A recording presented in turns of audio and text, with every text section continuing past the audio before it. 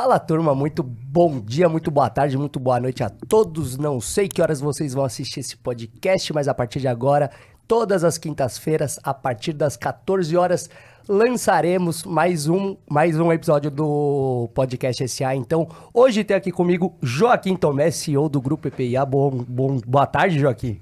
Boa tarde, boa noite. Boa noite, bom dia. E também, cara, olha, um convidado de muita honra aqui para apresentar para vocês hoje. Estamos aqui com o Rodrigo Rocha, CEO da Amil Dental. Boa tarde, pessoal. Bom dia, boa noite. Para quem está escutando a gente, é uma honra estar aqui e vai ser muito bacana essa troca com vocês. Sensacional, sensacional. Joaquim, quer começar a fazer essa bola rolar aqui com o Rodrigo? Vamos. Primeiro, obrigado aí pela presença. Rodrigo, a gente se conhece há muito tempo, desde os primórdios do começo da carreira dele.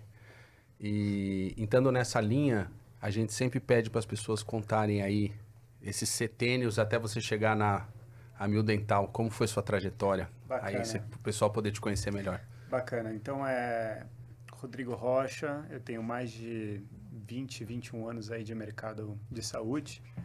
O Joaquim tá certo quando ele fala que desde os primórdios, nunca me esqueço, no primeiro dia de Amil, meu trabalho era na área de vendas, onde eu conheci o Joaquim. E o Joaquim naquele dia, ali na Rio Branco, né? Era ali? Não, era... Pedro Américo. Pedro Américo. Rio Branco 32. 32. Joaquim simplesmente, a Amil estava com vários problemas naquela época com o canal de vendas, o Joaquim simplesmente, sabendo da minha influência lá dentro da empresa, né? Que ele tava, falou, vem cá, vamos dar uma volta para conhecer algumas corretoras, né? E ele me leva, combinado com as corretoras... para conhecer a Elza Papaiano. Você lembra disso ou não? Lembro. Chegou lá, estava tendo churrasco na laje da Elza Papaiano. Uma coisa super bacana. Nunca escutei tanta coisa ali, mas foi importante, porque aquilo ali me deixou como casca grossa, sabe? Mas a minha orelha saiu tão vermelha de escutar tanta coisa. E ele, naquela estratégia, falou assim, vou falar isso aqui que isso vai chegar mais rápido na presidência e tudo mais. Mas foi muito bacana para mim mesmo. Ter começado... É que eu não tinha credibilidade para falar. Aí... Tinha. Joaquim tinha muita credibilidade. Se tinha um cara que era credibilidade, era ele. E foi muito bacana, porque eu aprendi realmente ali na área de vendas. Eu costumo dizer que quem começa em vendas é uma escola. É uma escola. É uma escola, porque a primeira coisa que você começa a ver é de fora para dentro. E normalmente as empresas ficam muito egocêntricas, principalmente quando crescem, de querer fazer produto, preço, tudo de dentro para fora. Então, foi muito bacana, foi uma escola. Então, eu passei pela área de vendas, logo depois eu decidi, tinha um sonho de estudar fora do país, fui tirar um sabático aí para estudar nos Estados Unidos, fui para Nova York. Tinha uns planos de morar na China também, naquela época era boom da China, e fazer um trabalho voluntário no Nepal, em Katmandu. Mas a empresa abriu o capital, o Joaquim também passou por isso na empresa, e meu pai nunca tinha pedido nada, né? E eu falei que ia fazer o trabalho voluntário, ele me ligou e falou assim, cara, faz trabalho voluntário no Brasil, precisa muito mais do que Katmandu, Nepal, que você for fazer, volta ao Brasil. E naquela época era bacana, porque a gente tinha duas empresas, né? A gente tinha a Amil e tinha a Dix, né? E elas competiam entre elas, o Joaquim era um dos maiores competidores ali na questão do canal de vendas, só que com a pressão de acionista e tudo mais, vamos fazer uma fusão para poder diminuir o custo administrativo e ganhar sinergia. Então, eu fui trabalhar nessa parte, foi muito bacana, porque eu aprendi os processos realmente de A a Z dentro de uma organização. E logo depois, eu fui responsável para fazer como se fosse uma startup, né, que dentro de uma grande, principalmente numa grande corporação, toda grande inovação, você tem os anticorpos para atacar essa grande inovação. Então, a gente tinha que separar, a Amil já tinha tentado várias vezes fazer um produto premium, não tinha tido tanto sucesso, e a gente separou e construiu a One Health. Tentou comprar, né? Tentou grande comprar, player do mercado. E não deu certo. E a gente fez como se fosse um spin-off dessa operação, que foi muito bacana, que a gente tinha um foco muito na questão de qualidade e de serviço. Onde a gente tinha uma área de venda centralizada ainda, que Não sei se você lembra, foi o case que a gente foi ver na Nespresso com a Nestlé. Exatamente. Que a Nespresso existia há 20 anos e nunca tinha saído da prateleira. O dia que demitiram o time, mudaram de sede, colocaram a Nespresso em outro lugar, em 2 anos ela virou 2 bilhões de euros. Meu Deus. E a gente falou, cara, ou separa da Amil ou não vai. Exatamente isso que o Joaquim falou. A gente foi buscar isso, a gente fez como se fosse um spin-off realmente, assim, uma startup, onde a gente tinha um prédio separado e toda a Tem autonomia. uma piada boa aqui. Eu vou lembrando das coisas. Vai, manda Teu bala. pai chegou e falou assim, cara, eu sempre quis te encarreirar num lugar legal, não sei o quê. Tem a One, mas, cara, você é vendedor de cerveja, cara. Você é varejista, não dá. Eu também acho que não dá. Deixa eu espero mais um pouco. Não é meu Mas tempo foi, ainda. mas foi muito bacana ali, porque eu comecei a botar em prática um pouco do que eu tinha conhecimento de marketing, né? Que é meu background, que é o que eu estudei. E foi muito bacana. A gente cresceu, fez o negócio crescer, onde a gente tinha muito foco na questão de empresa de advocacia, empresa de tecnologia, bancos de investimento, empresa de publicidade. Então, a gente cresceu, logo depois a gente comprou a Lynx, que foi também uma aquisição super importante para a gente. E aí A depois, Medial, não sei se foi antes ou depois, não lembro. a Medial foi durante também. Foi durante, que foi uma grande aquisição. Né? Foram várias aquisições ali, praticamente Foram 13. simultâneas. 13 aquisições. 13 muito rápido. Que aí rolou uma consolidação de mercado ali muito forte, né? Consolidação de mercado muito forte, mas ao mesmo tempo você acaba criando um Frankenstein, né? Porque você bota de uma MESP para dentro de até uma Lynx para dentro, né? E aí Sistema diferente. Parece simples, mas sistema, RH, financeiro, tudo diferente. E até fazer tudo conversar entre si. As pessoas, sedes diferentes, comercialização. E o pior... E saúde é tudo regulamentado. Você não junta e sai vendendo, não é assim, né? Mas tem duas coisas fundamentais. Uma, cultura. Então, você imagina comprar essas empresas que têm culturas completamente diferentes. E a cultura da Mil era muito forte. Era muito forte. E outra coisa que é simplesmente você vira uma empresa mediana. Porque você está comprando uma empresa de luxo e você está comprando uma empresa de base. E você vira uma empresa de média. Porque quem atende bem vai virar para média, quem atende... Entendeu? E aí você acaba não prestando serviço. Esse que é o problema de você virar uma empresa tão grande assim. E meu pai falou uma coisa muito importante. Às vezes é melhor você ser uma Suíça do que você ser um Estados Unidos. Né? Porque você foca na qualidade.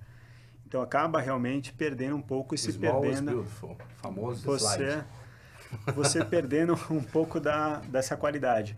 Logo depois, em 2014, a gente vendeu a empresa para a United Health Group.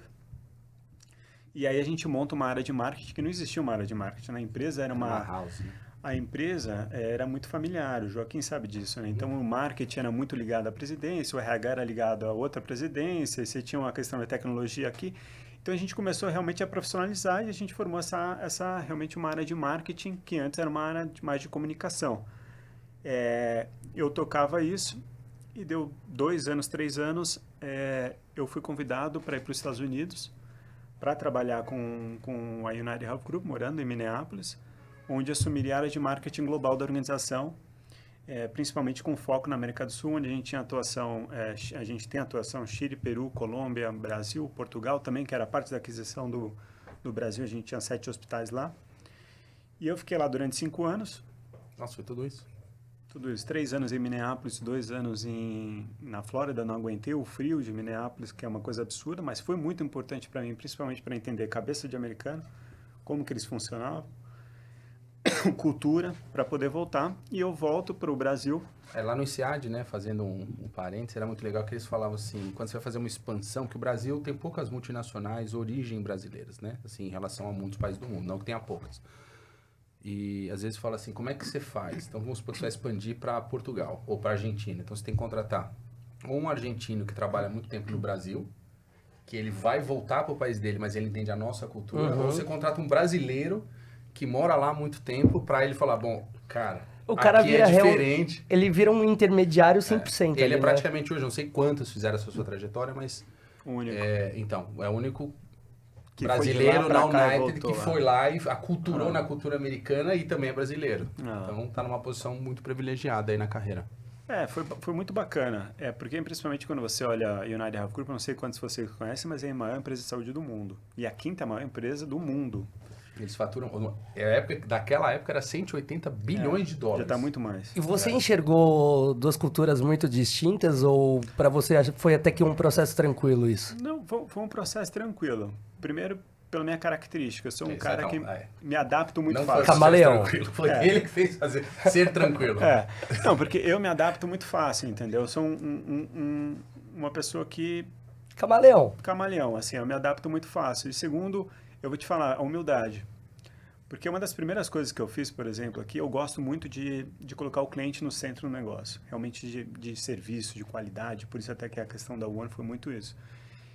E a primeira coisa que eu fui fazer foi levantar a mão para os caras, quando eu estava no Brasil ainda. Eu falei assim, cara, me ensina o que vocês estão fazendo aí. Porque eles tinham pegar uma cultura, um programa muito forte de implantação de NPS, de Customer Experience, tudo mais. Então, eu queria aprender isso. Então, eu comecei a implantar isso no Brasil também. Começou a dar certo e aí foi nessa coisa. Então, assim, eu tive a humildade de levantar a mão e falar assim, cara, deixa eu aprender isso aqui, deixa eu crescer com vocês. Momento mais de escutar do que de falar, né? Exatamente.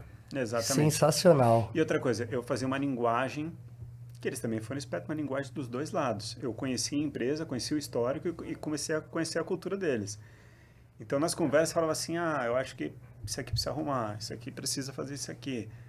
Então, foi bom para os dois lados. E aí, E é mais difícil para eles, cara, inegavelmente. É muito eu não sei difícil. o que você passou lá, mas Não, é muito difícil. aqui é muito difícil. É cara. muito difícil. É muito. Eu lembro uma reunião, não vou citar o nome do personagem, mas um executivo da United, reunião com os principais executivos da Mil, eu estava presente ainda na Mil.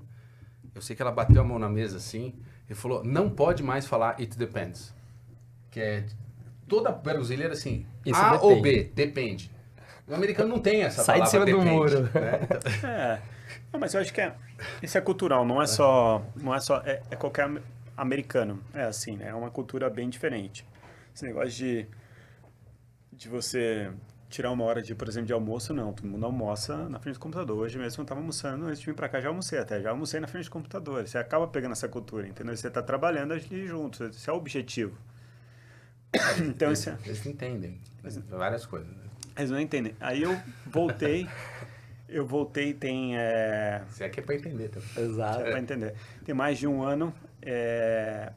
E quando eu voltei com uma função meio que de crescimento da organização, onde eu era responsável pelo crescimento tanto do Américas, nossos hospitais, Acho que é legal, como da Mil. aproveitando para você também, uma das coisas que a gente queria Sim, saber, é vamos lá. você contar, emenda aí, como que surgiu a Mil Dental. Não, eu vou falar. E aí, até onde a Mil Eu vou Dental falar. está, né? Exatamente. Pode deixar que eu vou falar isso.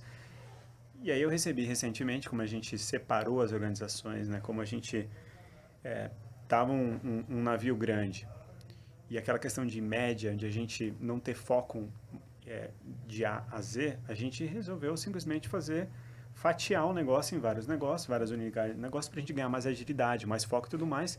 E hoje eu estou como CEO da Mil Dental, né?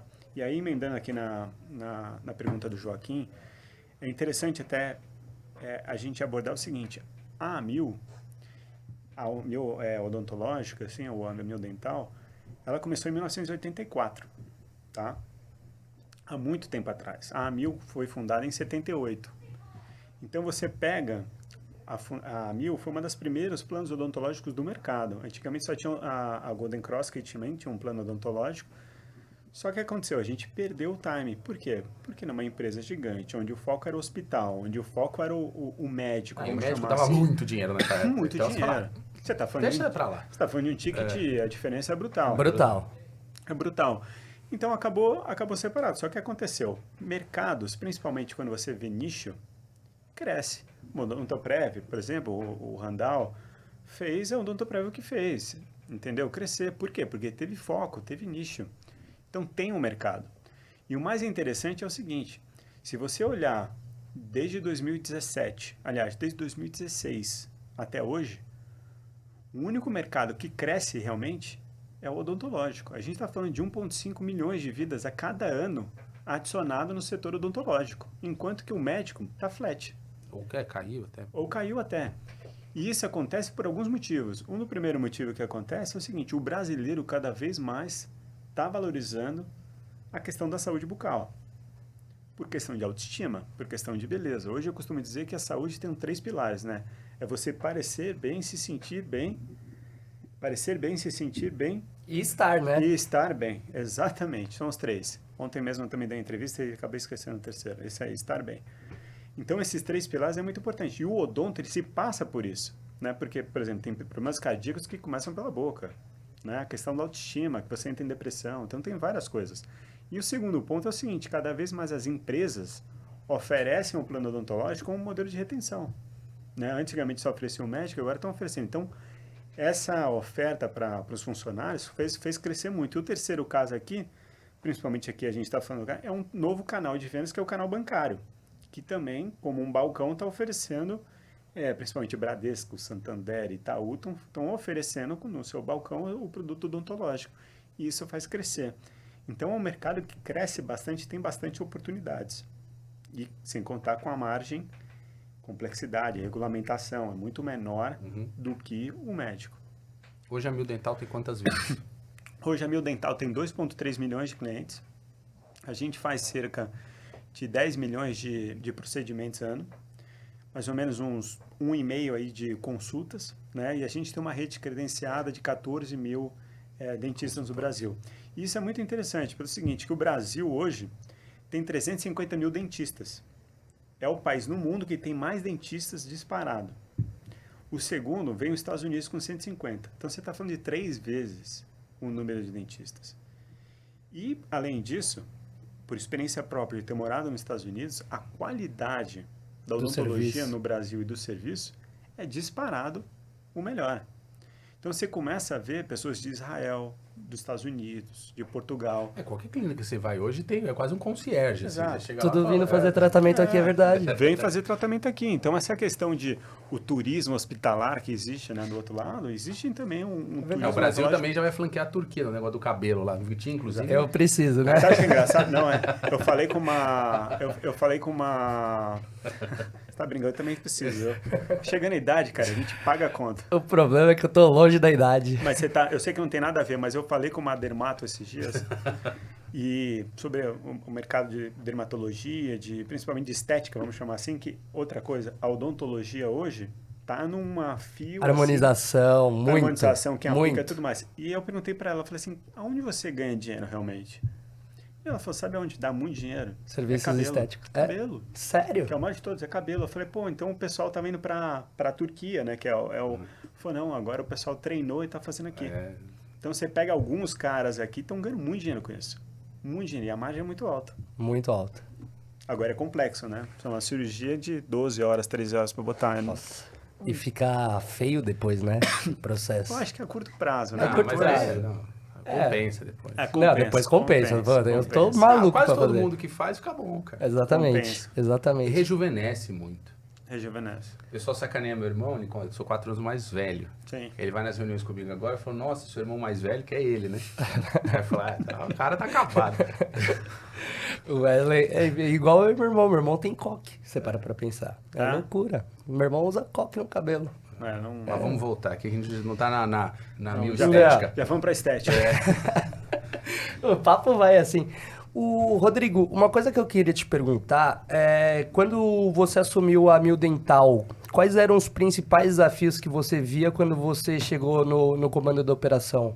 Eu acho que o primeiro grande desafio é o seguinte, é cultural, porque era um time que, querendo ou não, estava debaixo da operadora como um todo e que nunca foi uma preferência. Sempre estava nas filas para fazer CAPEX ou OPEX ou projetos ou outro tipo de coisa. Então, assim, quando você separa, como é que você realmente cria a cultura de mostrar a importância de um negócio tão lucrativo? Tinha uma época até que a cresce gente falava a Mil Dental. que às vezes a Mil Dental era a Sibéria. Se alguém fazer alguma coisa errada na Mil muito grave, você falou, vai para dental promovido. Vai ficar um tempinho. Era de castigo. Não, mas Passou. passou, não. Hoje em dia o odonto... Eu já trabalhei na intranet, cara. Uma vez eu causei uma bomba lá na empresa, o pai dele chegou e falou, 6 meses na intranet. Não, eu também já fui já fui de castigo, pra lá. Mas é interessante que você vai aprendendo tudo. Mas a odontologia hoje é interessante ver pelo seguinte, que você vê que esse movimento de foco e separação está acontecendo em outras operadoras também. Você vê o pessoal realmente olhando como foco, por quê? Porque a margem é muito alta. Para falar de inovação, né? Eu lembrei desse negócio da intranet, eu Sim. lembro que nessa época eu fui para a intranet e fui com o seguinte desafio. Tem esse negócio de internet aí, isso devia ser 2005. Sim. Dá uma olhada no negócio de venda online. Aí passou 3 semanas, eu já fui bater na porta. Falei, já fiz aqui. Acho que era para esperar uns 6 meses. Aí eu falei, a dental dá para fazer, só que a gente tem que brigar com o canal, cancelar o canal e fazer direto. Falou, não, canal não, mas era pra fazer. Era isso E mesmo. tinha que ter coragem de fazer, Isso porque nem o canal ia ligar, porque o canal não vendia. Isso em 2005 para já montar um e-commerce. Isso, mas era uma do a Mil dental. sempre foi muito, não tem nada a ver Inovador. comigo, era a cultura da Mil baseada em inovação. Eu fui muito formado, sou muito grato à Mil naquela época, porque essa cultura era forte, desde o resgate, Sim. do plano internacional, a consulta sem limite. Sempre a Mil foi sempre o carro-chefe de inovação do mercado, do setor, sempre foi. E a Dental, com esse negócio do online, ficou, né? Depois ficou guardada de 2005 até 1900 bolinha, na época até o Alfieri retomou. Que são os novos rumos da Dental que você está fazendo? Que tem algumas clínicas diferenciadas, a parte de tecnologia. O Exatamente. que tem Então, de o que que novo a aí? gente- Porque isso não chega tão forte, a gente está falando Não. com o canal todo aqui. É super importante mesmo esclarecer para vocês. Primeiro, o Joaquim está 100% certo, a Mil sempre foi uma pegada muito inovadora. E emendando as duas perguntas, uma das coisas que eu quis realmente é criar ver a Dental como se fosse uma startup, um projeto piloto ali, onde toda grande inovação a gente começar por lá. Então, uma das primeiras coisas que a gente fez, a gente falou assim, a gente tem 2 pilares, 3 na verdade, né? O primeiro pilar é a questão do qualidade. Quando a gente fala de qualidade, é de botar o cliente no centro do negócio. E isso está atrelado à questão de tecnologia. Então, a gente, por exemplo, não atualizava os nossos softwares e tudo mais há um tempão. Então, a gente separou um grande investimento para depois a gente aplicar os nossos aplicativos, na questão de busca de rede, que é um dos grandes problemas que a gente tem, na questão do site. Então, a gente vem investindo bastante para dar esse salto, principalmente para 23, 24. O segundo ponto que a gente vem inovando é o seguinte, inclusive da qualidade, as clínicas. A gente abriu 9 clínicas, sendo que 7 em São Paulo e 2 no Rio de Janeiro. A gente abriu a última em Campo Grande, onde essas clínicas você tem um atendimento fantástico. A nossa ideia, principalmente no odontologia, que é diferente dos outros, que é assim, quanto menos usar é melhor. Né? Só que no nosso não, a gente quer que as pessoas utilizem de uma maneira correta. Né?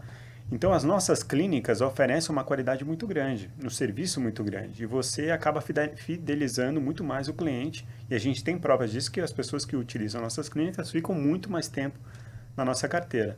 Sem contar que a gente consegue entregar uma coisa, como consequência, lógico que numa escala menor ainda, é você controlar muito mais a questão de qualidade, de fraude, de abuso, de desperdícios do sistema como um todo.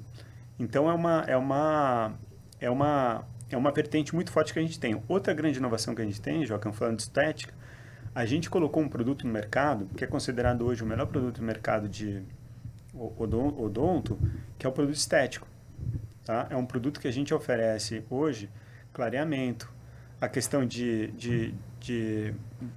prótese dentária, questão muito mais do que os 120 procedimentos que o hall cobre hoje no Brasil, a gente está oferecendo isso. E hoje já representa grande porcentagem da nossa venda. Então, assim, era uma demanda que o mercado queria e a gente está oferecendo. E as margens são muito Se tiver maiores. qualidade, o cliente paga. Exatamente. Tranquilo. Exatamente. O cliente quer acesso, sem burocracia. Exato. E é o que a gente tem buscado fazer. E a terceira coisa, que assim, o grande problema, você vê como é uma coisa contrária do que a gente fala. No Brasil tem 350 mil dentistas, como eu falei. Mas o grande problema das operadoras como um todo, se você for olhar de NIPs, de reclamações, é o acesso ao dentista. Por quê? Porque, querendo ou não, muitos dentistas não querem trabalhar com os planos privados. Então, a gente vem trabalhando uma vertente muito forte de relacionamento com o dentista, que a Mil também tinha uma pegada muito forte de relacionamento com o médico. Né? Com o médico, então a gente vem estreitando esse relacionamento com dentistas e, ao mesmo tempo, a gente fez um salto de relacionamento com as franquias, que são essas franquias como o Odonto Company, como o Sorridentes, de a gente trazer para dentro de casa essas franquias para poder oferecer uma rede com mais qualidade pelo Brasil inteiro. Porque, querendo ou não, os maiores dentistas hoje são concentrados em Rio e São Paulo. Mas você vai para Porto Seguro, você vai para Guaxupé, como é que você vai fazer isso? Aí as franquias têm muito mais acesso nessas regiões. Sim. Sensacional, sensacional. Em cima disso também, Rodrigo,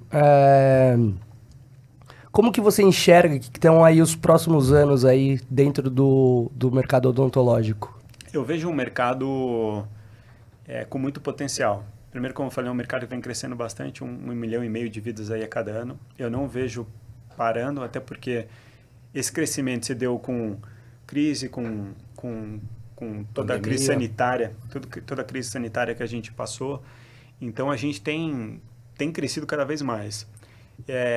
Eu acho que vai existir, sim, uma diversificação de produtos. Eu acho que existe uma linha tênue aí, o que é odontologia, o que é estética. Uhum. Então, cada vez mais, as nossas clínicas, até a gente pensa talvez em pular para uma coisa para oferecer um tipo de estética, não só com a gente, mas talvez com uma parceria, e a gente simplesmente gerenciar espaço e dar volume, como os nossos concorrentes já fazem, quem tem clínicas, tá? E eu vejo muito nessa linha de produtos diferenciados, produtos estéticas. Eu acho a questão do cliente perceber a importância da saúde bucal. Então, eu vejo uma oportunidade muito grande. Agora, ao mesmo tempo, esse descolamento entre o médico e o odonto que existe, ele vai se aproximar. E eu acho que a média a longo prazo, querendo ou não, a conta do RH vai acabar ficando cada vez mais cara. Sim. E aí vai ser uma outra discussão de como que, principalmente numa crise econômica e tudo vem que vem, como é que vai fechar essa conta, principalmente no pessoa jurídica. É que o brasileiro, a gente está tão dentro de uma crise política grande, sem julgamento aqui, mas existe uma crise mundial que a gente... Tá tanto barulho no Brasil que a gente não está nem ouvindo, mas tem uma crise global muito grande aí, de risco potencial bem severo. É preocupante. Bem severo. E aí não tem como a gente está inserido no planeta. A gente vai sofrer as consequências. Falando um pouco da tua experiência de vida, né? Quem foi, assim, 2, 3 ou 1, tanto faz, gurus, assim, pessoas que fizeram você mudar a chave ou te inspiraram a vida inteira? E como que essa experiência nos Estados Unidos te transformou aí numa pessoa melhor, indo para o lado mais emocional, não necessariamente profissional? Perfeito, perfeito. Primeiro deles, não poderia deixar de falar, meu pai. Uhum. Você trabalhou com ele, você sabe disso. Para mim ele é, só que quando é pai a gente tem dúvida se é, porque, né? Porque a gente sempre entra Não. Eu tive meus desavenços com ele, lógico. Principalmente, eu não queria ter feito, por exemplo, administração. E ele forçou para fazer administração, não fui feliz, até que eu tive realmente um racha com ele. Falei, não, vou fazer marketing. E depois acabei construindo minha história e hoje ele já reconhece. Mas depois ele estava certo que eu acabei fazendo administração lá na frente. O pai está sempre certo, né? Sempre. Mas é uma pessoa assim que eu admiro muito, principalmente porque tudo que ele faz com qualidade. É uma coisa impressionante, porque assim, desde a empresa que ele construiu, junto com o Edson, mas meu pai foi atleta olímpico, com um atleta olímpico mais velho a ir para Sydney, por exemplo. Então, ele é um cara que quando entra, ele não entra para brincar. É competição 100% do tempo. Ele vai pegar o melhor cara para ensinar ele, não é à toa que ele fez isso na Mil, ele trazia os gurus para dar aula. Elegante, ele não faz barulho. Não, exatamente. É uma pessoa que sabe lutar. Ele é um jiu-jitsu, não é um boxe que vai sair. Ele vai te jogar no chão, quando você menos viu, você está... Estratégico, exatamente. Então, assim... Ele me ensina muito, não só como me ensinou, não só muito, mas também como negócio. Conhecia muito bem ele, tinha uma hora que essa sobrancelha dele aqui sobe, né? Vai falar, agora fodeu. Agora...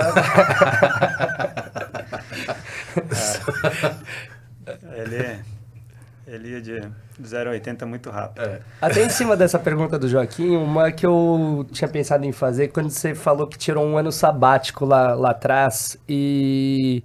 Como que aquele período fora, só estudando em Nova York, em todos os lugares que você foi, como que todo esse conhecimento te ajudou a estar onde você está hoje? Perfeito. Primeira coisa que eu acho é o seguinte, falando de guru e conectada com essa pergunta... aproveitando, né? Acho que para te auxiliar na resposta, Rodrigo, você, quem te acompanha nas redes, eu te acompanho na vida pessoal e sei um pouco da sua história, você também trilhou um autoconhecimento muito grande, né? Então, a gente queria que você falasse um pouco desse lado, porque eu acho que isso foi bem determinante para ser quem você é hoje. Então, se puder falar um pouquinho, a gente depois queria até colocar a pergunta que o Sócrates mandou para você aqui. Eu vou falar. Então, assim, essa questão de autoconhecimento, e aí está atrelada aos Estados Unidos, eu sou uma pessoa que... eu não gosto de zona de conforto. Eu teria de tudo, até hoje, de tudo, para simplesmente estar querendo fazer o que eu quisesse, entendeu? Fazendo tudo, mas eu não gosto dessa zona de conforto. Eu quero construir a minha história. Então eu busquei essa história e esse autoconhecimento. E uma das coisas que eu sempre entendi, e os Estados Unidos me ajudou muito na primeira época, minha primeira passagem lá, foi que simplesmente o mundo corporativo é um mundo muito duro. Eu via pelo Joaquim lá, quantas vezes eu pegava o Joaquim nervoso, estressado, problema cardíaco. Tô mentindo ou não? E não só ele, como meu pai, várias outras, o Edson, várias pessoas. Eu falei, cara, esse negócio aqui vai me matar, eu preciso equilibrar de uma certa forma. Era duro, não era fácil, não. E não é fácil até hoje. Qualquer mundo corporativo, você pega uma mesa e vai para outra, é a mesma coisa. O mundo corporativo. Então, como é que você consegue criar um ambiente assim? Né? Como é que você cria? Isso é de dentro para fora. Né? Então, eu fui numa pegada muito de questão de estudar não só a questão de negócios, que eu estudava, lia pra caramba, fui fazer milhões de cursos lá, MBA e tudo mais, mas uma pegada de tipo, eu não quero ler negócio de business, eu vou ler um livro do Sadhguru, vou ler um livro disso, eu vou fazer uma aula de meditação e tudo mais. Então, como é que esse lado espiritual ou esse lado pessoal pode ajudar o outro, que está tudo conectado? Por quê? Porque eu vou ser um líder melhor. Então, foi muito nessa pegada de como eu posso me transformar numa pessoa melhor, como líder melhor, e eu vou influenciar as pessoas. Porque, querendo ou não, um líder, ele tem um poder na palavra muito forte. Muito. Muito forte. Se eu uso a palavra errada para uma pessoa, eu posso acabar com a tua carreira. Querendo ou não, é verdade. Machuca. Você pega uma pessoa com várias pessoas, assim, com 17 anos, 18 anos começando, toma um negócio ali, o cara vai falar, cara, eu sou um lixo. Não, e a mesma frase motiva um e desmotiva o outro. Exato. Perfeito. Então, você tem que entender o ser humano. E aí eu fui estudar isso, e eu quis isso. E como consequência, eu comecei a crescer. E aí, um outro passo que eu fiz que é o seguinte, eu sou um cara que me apeguei muito ao esporte. Nos momentos mais difíceis da minha vida, eu sempre me apeguei ao esporte. Então, o primeiro passo, meu pai teve câncer, eu fui pro triatlo. Falei, vou me desafiar. Aqui, vou crescer de uma certa forma. O triatlo é duro, você treina 3 horas por dia, você supera e tudo mais. Eu lembro quando eu morava nos Estados Unidos, outra coisa que eu fiz, tinha um cara refugiado do Congo na minha sala política, só tinha uma perna. E ele um dia chegou para mim e falou assim, vai ter a maratona de Nova York, você quer correr? Eu falei, como assim correr? Eu não corro 5 quilômetros, não vou conseguir.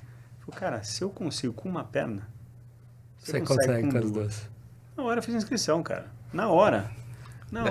Porque é o tapa na cara que você aprende, entendeu? E esse tipo de coisa, eu vou aprender. Então, aí eu fiz o triatlo. Depois eu passei por outros momentos, aí eu fui pro montanhismo. Hoje eu faço montanhismo. Eu adoro a montanha, a conexão comigo, a natureza. Eu gosto muito também.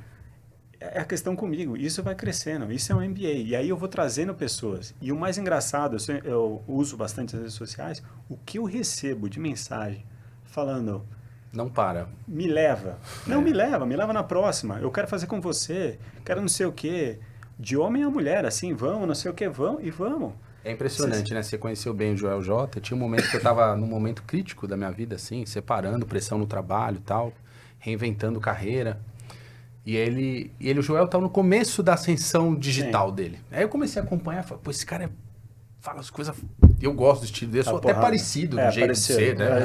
Eu sou muito parecido do jeito dele. Falei, cara, eu não posso querer ser ele porque eu sou ele já, meio parecido.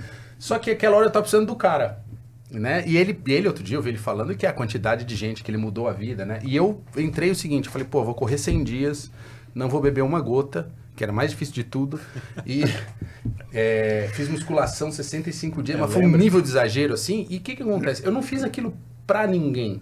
Pra você. Eu fiz pra mim. É isso. Só que eu comecei a publicar, porque eu falei assim, se eu publicar online, não tem como eu virar um cagalhão de eu desistir, porque, porra...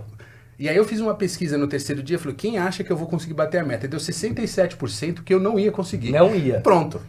Agora eu vou. Agora eu vou. Esse é o Joaquim. Esse é o Joaquim. Na hora, falei, agora já era. Só que quando eu terminei, foi incrível a quantidade de pessoas que começaram a falar assim, cara, puta, você mudou, você fez eu começar, você não sei o que lá. E esse exemplo é muito pesado, né? E foi interessante a quantidade de amigos próximos de 20 anos, falaram, cara, você é muito melhor sem beber. Eu falei, por que você nunca falou, cara? Porque o cara me chama pra beber. Né? Aí o cara fala assim, pô, você é muito melhor se beber. Eu falei, porra, então por que você não falou antes? Né? É e o Murilo Gon, Gon, ele falou uma coisa num podcast ou num palestra, que ele fala assim, se você tá zoado e você é um líder e você tá zoado, você tá levando seu zoado para um monte de gente. Você contamina. Né? Você contamina. Então, o seu zoado tá indo para frente. Então, a responsabilidade do líder hoje, né, que você, os seus livros que você escreve, a questão do comportamental, a gente até na empresa está lançando um programa de liderança que a gente vai trabalhar saúde emocional. Tem que ser. Fiz uma reunião semana passada para dar a mão para a galera e falar assim, vocês vão querer fazer? Porque eu não vou querer, o líder falando, ó, tô trazendo um programa. Ou a galera entra, porque saúde emocional, inteligência emocional, autoconhecimento é uma trilha que você tem que fazer uma escolha. Você tem que querer. Ou você faz... Ou você fala, ó, eu não vou participar, tô focado aqui na minha vida, não quero, tá tudo bem. Né? Mas é difícil o grupo evoluir, você não evoluir, você não fica. Né? Não tem como. Então, o seguinte, o Rodrigo, o Sócrates está numa visita comercial, mas ele separou aí a gente depois vai fazer um take aqui dele te perguntando. Então, eu queria que você falasse aí sobre o seu livro, o primeiro livro, Os 4 Es, que ele vai colocar a pergunta para você. Fala, Rodrigo, tudo bem? Primeiro, eu quero te agradecer por ter aceitado o convite de estar com a gente aqui no Podcast SA. Bom, a minha pergunta é o seguinte, com base no seu primeiro livro, eu gostaria de saber de que forma que os 4 Es te apoiou aí na sua jornada profissional. Valeu e um grande abraço. Fantástico. O que me fez escrever esse primeiro livro, né? É que... Vou até fazer uma pergunta para vocês. Fala uma empresa no Brasil que é referência em serviço. Referência.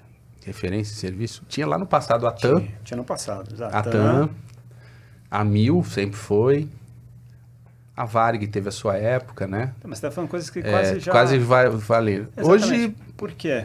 Porque, cara... Difícil, cara. Difícil, porque as empresas cada vez mais estão focadas simplesmente em dinheiro, cara. Né? E não coloca o cliente no centro do negócio. Até quando tem um bom serviço, você fica surpreendido, né? Exatamente. Você fala, poxa, vou até elogiar, porque... E as pessoas, ao mesmo nível de serviço que eu espero numa Amazon, eu vou querer, ou numa Apple, eu vou querer numa Mil, eu vou querer numa outra, entendeu? Ele vai querer. Hoje em dia, a competição, muitas vezes, não é no mesmo tabuleiro. Às vezes, você está competindo com outras coisas, né? Então, veio essa questão dos 4 Es. E, principalmente numa pegada de marketing, onde a gente vê um excesso de coisas, onde as empresas têm que investir toneladas em comunicação e verba de marketing, em vez de investir em Customer Experience, em vez de investir na experiência do cliente. Então, baseado nisso, eu falei, as empresas que eu comecei a estudar algumas empresas como Apple, como Lego, como outras empresas, o que elas fazem em comum? E eu descobri esses 4 Es. Primeira coisa é a questão da elegância. O que seria elegância? Seria o produto. Como é que você faz um produto que tem o suficiente e não mais? Então, você pega um iPhone hoje, cadê o teclado do iPhone? Não tem. Hoje, uma criança de 3 anos de idade, 10 anos, sabe mexer melhor do que a gente numa coisa dessa. Por quê? Ela está ali, ela é fácil. Ela é simples, ela é intuitiva. Ela é intuitiva. A segunda coisa... Quer ver uma coisa que me revolta, cara? Toda vez que eu vou, fico nervoso. Você vai na farmácia, não importa a rede. Aí você vai no balcão de trás, aí ele te pergunta o CPF. Aí para te dar um papel de desconto, que deveria estar no caixa. Aí você vai no caixa, a pessoa não sabe nada. E tem que falar o CPF de novo. Não tem sentido, não cara. Não faz o menor sentido. Não tem. E demora um século pra você sair da farmácia, que é uma hora que ou você tá doente, ou você tá pegando um remédio. Você não tá vendo o filme da Disney. Poxa, cara, não é possível que uma rede tão poderosa não enxerga isso, cara. Exato. A segunda coisa é simplesmente a questão da eloquência. Muita gente fala muito e não fala nada. Né? Então, como a gente tem que ser mais objetivo... Político. A gente tem que ser mais objetivo na comunicação. E eu vou te falar uma coisa, trazendo para o nosso setor aqui. A gente é muito juridiquês. Fala tudo do jurídico, tudo quer se defender. Bota a letrinha pequena, não sei o quê. Ou, às vezes, as próprias empresas falam linguagens internas. Qual é sua marca ótica? Você, como cliente, fala, cara, o que é marca ótica? Como é que eu vou saber? Sou eu? Entendeu? Não sei. E nisso aí então, tem, assim, né, a Porto Seguro, né? Do exato, negócio do faz super automóvel. bem. Falou, poxa, a placa do carro, o CPF, ela tenta te facilitar ali, né? Por isso que tem 70% de share de automóvel. Então, como é que você começa a ser mais eloquente, numa forma muito mais... Essa parte eu corto, tá? Mas pode falar à vontade. O amigo rival lá, pô. Saiu. Sem querer. Não tem problema nenhum. Tá. Depois a questão da eficiência. E da eficiência, quando eu falo, principalmente a gente estava falando aqui antes da questão de tecnologia, digital, não sei o quê. Quanto mais tecnologia que você bota, mais compaixão você tem que colocar. Né? Hoje em dia a gente fala de chat GPT, não sei o que. Ótimo, isso vai ser ótimo, vai ajudar muita coisa, depende do ser humano. Uhum. Mas é assim, para você usar isso, você tem que ter compaixão. Principalmente depois da pandemia que a gente teve aí, as pessoas estão carentes, cara. As pessoas querem ser ouvidas, né? Eu até lembro da questão do... Acho que foi o Porta dos Fundos, o primeiro de todos. O cara ligava numa empresa de telefonia e o call center ficava passando. O cara falou, Judite, Eu vou te matar, Judite. Judite. Então, exatamente. Mas assim, tem que ser eficiente o negócio, entendeu? E é uma forma simples. E o pior de tudo é o seguinte...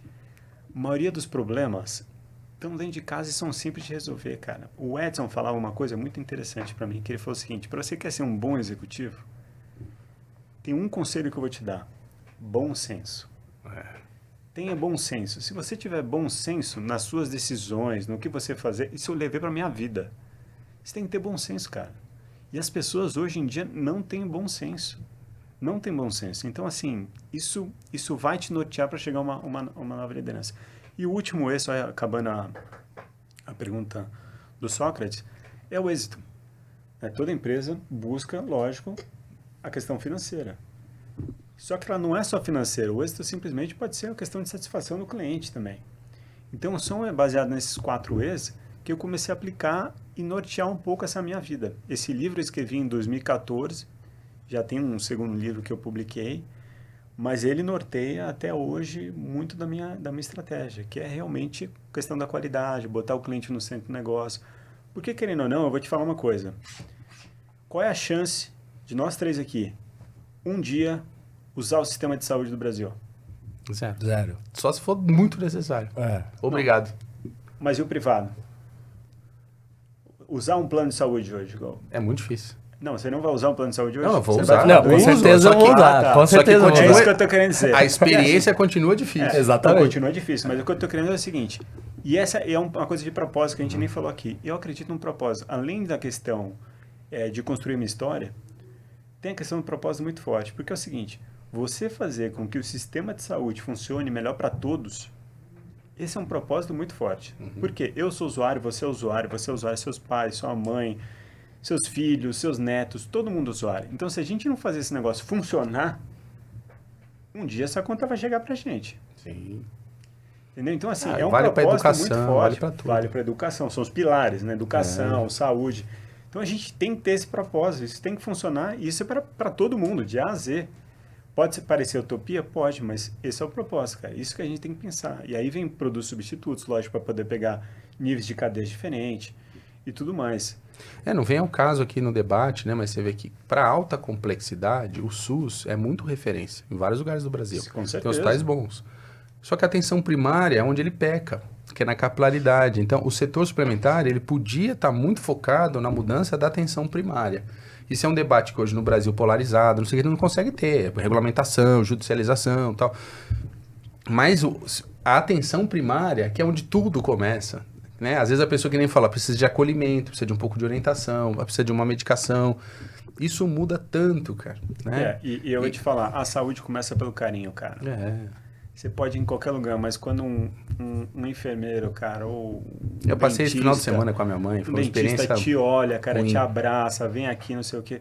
Cara, dentista, ninguém gosta de ir pro dentista, né? Tem medo, mas chega lá, o cara não vai doer, vem aqui, vou te passar, bota uma musiquinha, cria uma experiência, você nem esquece, você sai de lá sorrindo. Isso é E verdade. olha que quando eu vou pra dentista, eu vou igual, cara, eu vou igual como se fosse pra ginástica, eu vou de tênis, vou de camiseta, porque eu vou suar pra cacete. Então, assim, a saúde começa pelo carinho, cara. De novo, ligado ao livro, começa pelo carinho, começa pela atenção, cara. E eu imagino que você tenha recebido muitos feedbacks de muitas pessoas ao longo da sua vida depois que você lançou seu livro. Tem alguma história que te marcou muito, de algum feedback que alguém te deu sobre alguma evolução que a pessoa teve depois disso? Teve sim, teve uma pessoa do Nordeste que leu meu primeiro livro, que ele abriu uma startup e de tecnologia, principalmente negócio de inteligência artificial, e que hoje está bem. Assim, ele é muito grato. Mas vira e mexe eu recebo alguns feedbacks de livro, principalmente de post, desse tipo de coisa. Hoje mesmo eu não postei. Chegou uma pessoa, escreveu lá e falou assim, você não vai postar hoje? Tá. Calma. Falei, calma, cara. Tô no banheiro. Meio-dia aí, né? Eu falei, calma. Eu falei, calma, não, é que seu post ajuda muita gente, entendeu? E é bacana receber esse feedback. pô, E mas eu Vai ser demais. continuar também, É um né? combustível, né? Vai se continuar. E principalmente nessa questão digital, não é fácil, cara. Achar que um Joel chegou a 5 milhões de seguidores de um dia pro outro, sofreu. E todo mundo Sofrer, sofre. aí começa a crítica.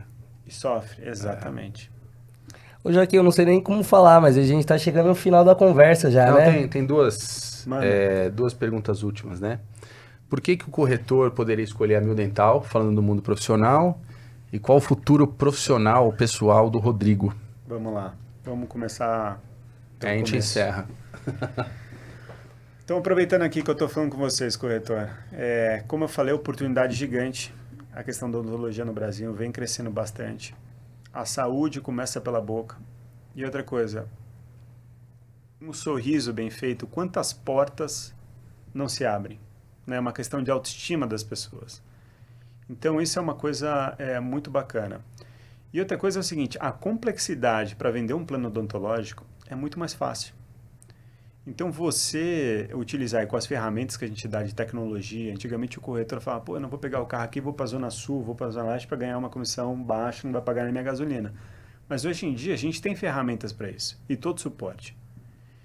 E a última coisa que eu queria falar é o seguinte, uma coisa que eu acredito muito mesmo é no crescimento do ecossistema como um todo.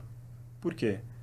Porque eu quero investir em vocês, nem só financeiramente, mas eu quero ensinar vocês a pescar, dar cursos e tudo mais, e vocês fazem isso muito bem lá, para o ecossistema crescer como um todo. Porque você crescendo, a gente cresce.